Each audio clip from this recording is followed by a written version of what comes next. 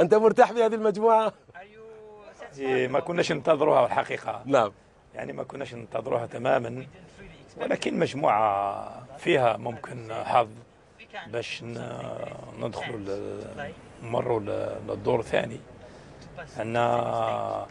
ولكن كما قلت في البداية ما فيه، رانا في المستوى العالي، ما فيه فرق ضعيفة. حتى سلوفينيا لأن ما معروفة كثير، ولكن كانت مفاجأة في الأدوار الأوروبية. حتى أمريكا سبق فازت على إسبانيا، أفضل منتخب مرشح للفوز بكأس العالم في بطولة القارة. أنتم شاهدتم المباراة؟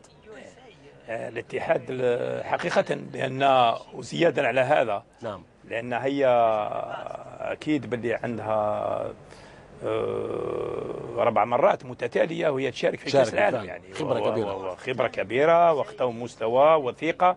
ما نساوش العام الماضي كنا حاضرين هنا في جنوب أفريقيا، وصلوا للنهائي ضد البرازيل. نعم. وبصعوبة البرازيل فاز عليهم.